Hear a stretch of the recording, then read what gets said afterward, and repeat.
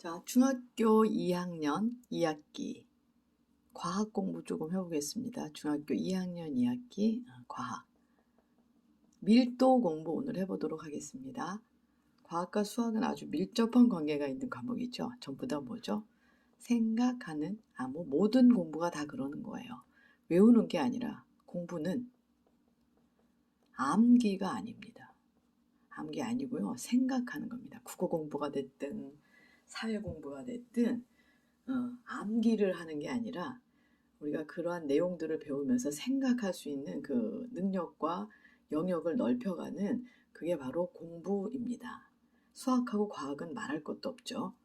여기서 자, 밀도에 대한 설명으로 옳지 않은 것은 그랬어요. 밀도, 여기 나와 있네요. 밀도. 여러분이 들어보셨을 거예요. 제일 많이 들어본 게 인구 밀도. 이 밀도라는 거는 인구 밀도 하면은 얼마나 빽빽하게 있는가, 빽빽하다 이런 말인 거죠. 빽빽한 정도 이걸 얘기하는 겁니다. 그래서 인구 밀도가 만약에 1000명 어디는 500명 요거 두 개 가지고는 자 A도시 여기가 A도시가 1000명 B도시는 500명이다 그러면은 이걸 가지고는 빽빽한 정도를 우리가 이야기할 수 절대 없습니다. 이 1000명이 만약에 100 제곱킬로미터 즉 여기에 있다. 그리고 500명은 보니까 만약에 25 제곱킬로미터 넓이죠. 그러니까 요거는 무슨 얘기죠? 100 제곱킬로미터면 여기가 10km, 10km, 여기도 10km, 요 안에 1000명이 있다는 뜻이에요. 1000명. 그죠? 여기가 5km, 여기도 5km. 이런 정사각형 안에 즉 500명이 있다는 거예요. 우리가 인구 밀도를 얘기할 때 절대로 이렇게 몇 명, 1000명이냐 500명이냐 이것만 가지고는 우리는 절대 이것을 얘기할 수 없습니다. 반드시 그 1000명이 어느 면적, 얼마만한 면적에 거주하는지를 알아야만 인구 밀도를 구할 수 있는 것입니다. 그래서 A는 자 1000명을 100으로 나누게 되면은 10명이 사네요. 어디에? 1km 제곱킬로미터에 10명이 살고요. B는 25, 20명이 살아요. 어디에? 1제곱킬로미터 안에. 그래서 요거를 1제곱킬로미터를 우리는 어려운 말로 단위 면적이라고 합니다. 단위 면적 이렇게 말하는 거예요. 그래서 단위 면적당 즉 1km, 사방 1km죠. 1km, 1km 안에 10명이 사는 곳과 1km, 1km 안에 20명이 사는 A, B 두 지역에서 인구 밀도가 높은 쪽은 반드시 B가 인구 밀도가 높은 거죠. 이렇게 해서 밀도는 빽빽한 정도를 구하는데 몇 명이냐 또는 몇 제곱킬로미터 이거 두 가지 양을 비교해서 밀도를 정합니다. 이 인구 밀도에 대한 그 상식을 좀 가지고 있다면 물질에 대한 밀도, 그죠? 물질의 밀도를 공부하는데 아주 쉽습니다. 여기 보면 물질의 밀도는 단위가 나와 있어요. 단위가 아주 중요해요. 그램 퍼 세제곱 센티미터입니다. 자, 그램은 누구의 단위죠? 요건 질량의 단위입니다. 그 다음에 세제곱 센티미터는 부피의 단위입니다. 이건 다 배우셨죠? 그래서 만약에 A 물질이 지금 100g이 있어요. 네, B 물질은 똑같아요. 50g이 있어요. 그러면 질량은 얘가 큽니다. 하지만 A, B의 밀도 빽빽한 정도는 우리가 구할 수 없습니다. 누가 더 빽빽한지는 이게 1세제곱 센티미터, 얘도 1세제곱 센티미터. 이건 부피를 얘기하는 거죠. 같은 부피 안에 100g, 같은 부피인데 50g이면은 얘가 100g per 세제곱 센티미터, 얘는 50g per 세제곱 센티미터이기 때문에 밀도는 얘가 훨씬 큰 거죠. 단위 면적이라고 그래요. 이걸 단위 부피죠. 이거는 아까 이거 제곱이니까 단위 면적이고 세제곱센티미터 또는 요거는 또는 세제곱미터 이런 것들을 우리는 단위 부피라고 합니다. 단위 부피. 이 단위라는 뜻을 정확히 알겠죠? 그러면 우리가 밀도를 정의할 수 있습니다. 단위 부피에 해당하는 질량수 이렇게 얘기하면 되겠죠.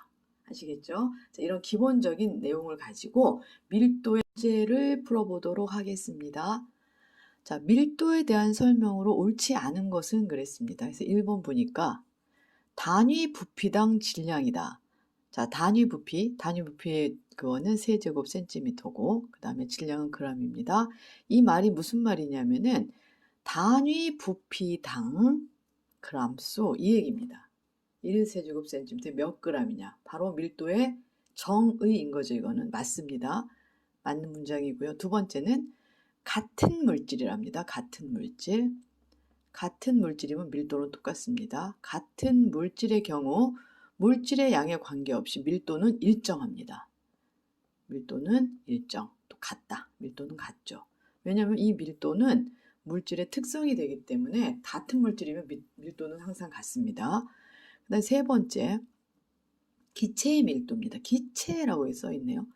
기체라는 거는 밀도를 구하려면 얘도 질량을 어떻게 해야 됩니까? 질량을 뭘로 나눕니까? 세제곱센티미터 부피로 나눠야 되는데 문제는 기체는 온도와 압력, 온도 압력에 따라 자 온도가 높아지면 부피가 어떻게 돼요? 굉장히 커집니다.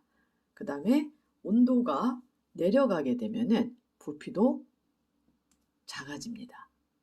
그죠? 그 다음에 압력에 따라서 압력이 증가하잖아요. 그럼 부피는 감소합니다. 압력이 줄어들게 되면 부피는 당연히 커지죠. 이런 관계에서 온도와 압력에 따라서 이렇게 부피 변화가 심해요. 질량은. 그렇기 때문에 이게 변하기 때문에 밀도도 어떻게 될까요? 영향을 엄청나게 받죠. 온도와 압력에 따라서. 그래서 기체 밀도를 만약에 어떤 기체 밀도를 표시할 때는 밀도 표시할 때는 반드시 온도와 압력, 온도와 압력을 온도 얼마에 압력 얼마를 반드시 기록해 줍니다. 그 다음에 4번 여기는 분명히 두 물질이라고 그래서 같은 물질이 아니고 두 물질 이런 걸 꼼꼼하게 잘 읽을 줄 알아야 돼요. 그래서 A라는 물질이 100g이 있습니다. 질량이 같대요. B도 100g 있는데 이 100g이 질량이 같죠? 부피가 클수록 즉 이 100g을 얘는 뭐 한 100 세제곱센티미터, 400 세제곱센티미터에 다 들어가고 얘는 안 돼요. 200 세제곱센티미터에 다 들어갈 수 있어요. 그렇다면은 질량이 같더라도 물질이 다르면 들어가는 부피는 달라집니다. 그죠? 두 물질이기 때문에 밀도도 달라요. 밀도가 다르고 질량이 같다 그러면 얘네들이 들어가는 부피는 반드시 다릅니다. 부피가 클수록 밀도가 작다. 이게 부피가 크네요. 그죠? 부피가 이만큼 들어가면 얘는 4분의 1, 0.25 g per 세제곱센티미터고요. 그 다음에 얘는 2분의 1 g per 세제곱센티미터입니다. 자, 부피가 클수록 밀도는 작아집니다. 부피가 클수록 밀도가 작다. 맞습니다. 자, 5번 풀어보도록 하겠습니다. 말이 어렵습니다. 혼합물, 그죠? 혼합물. 혼합물은 성분 물질의 혼합 비율, 성분 물질의 혼합 비율에 따라 혼합 비율. 이런 말들을 천천히 곱씹어서 생각해 보세요. 생각. 그래야지 그냥 넘어가면 안 돼요. 답에서 이게 3번이 답이니까 이건 읽지도 않고 넘어가서 시험지에 또 똑같이 나옵니다. 그러면 3번을 찍고 끝나면 이런 말들에 대한 공부를 여러분이 할 기회를 놓치게 되는 거예요. 평생 시험 보기 전에 이런 공부할 때 이런 것들을 좀 공부해 두면 나중에도 아주 생각하는 능력이 점점 커지게 됩니다. 자, 혼합물은 성분 물질의 혼합 비율에 따라 밀도가 다르다. 밀도가 다르다. 이 말입니다. 당연한 말인 거예요. 이거는. 근데 혼합물이 뭐예요? 예를 들어서 모르면 자꾸 설명을 해보세요. 설탕물이 있고 여기에다가 소금물을 섞었어요. 그러면 이거는 혼합물이죠. 이거는 혼합물이고요. 근데 이 성분 물질, 설탕물, 소금물, 성분 물질의 혼합 비율을 1대 3으로 하냐, 3대 1로 하냐에 따라서 밀도가 빽빽한 정도가 달라진답니다. 당연한 말이죠. 그래서 만약에 설탕물을 우리가 10% 설탕물, 그죠? 설탕물 10% 설탕물에다가 30% 소금물을 섞었다고 해보세요. 그럼 첫 번째 1대 3으로 섞게 되면 어떻게 되죠? 설탕 몇 그램? 설탕 10g. 그 다음에 소금이 이제 얘는 무슨 말이야? 설탕이 10g, 물이 90g. 30%면 소금이 30g, 물이 70g.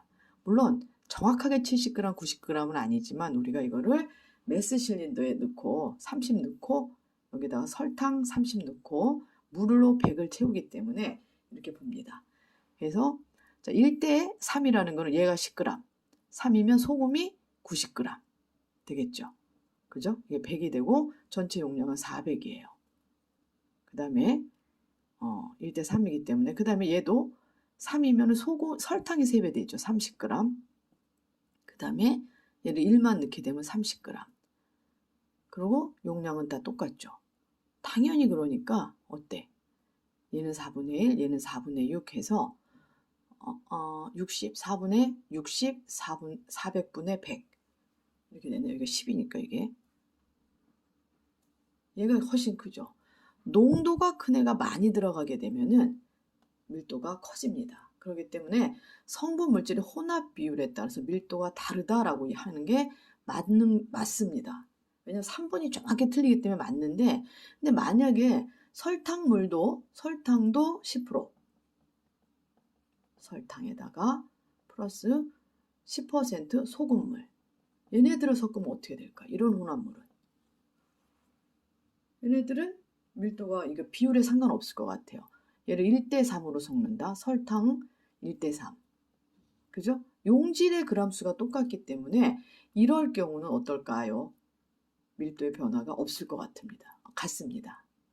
여기서 분명히 제가 볼 때는 그 혼합물, 설탕물, 소금물의 농도도 얘기해 줘야 됩니다. 그죠?